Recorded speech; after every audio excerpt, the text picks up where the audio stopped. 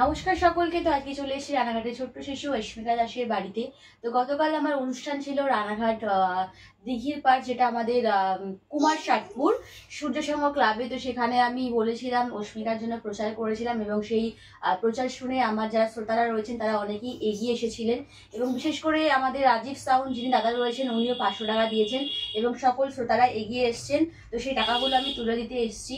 2320 টাকা আমার ওই গতকাল প্রোগ্রাম থেকে উঠেছে এবং সেই টাকাটা আমি আজকে দিদিভাইয়ের হাতে তুলে দিতে এসেছি।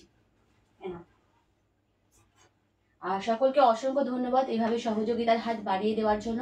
হাতে সময় খুবই কম আছে আর 1 কোটি একটু বেশি টাকা দরকার, তাই তো 1,20,00,000 টাকা দরকার। আর তাই সকলে একটু সহযোগিতার হাত বাড়িয়ে দেবেন। ধন্যবাদ সকলকে, ভালো থাকবেন। টাটা করে দাও, একটু সবাইকে নমস্কার করে দাও। নমস্কার।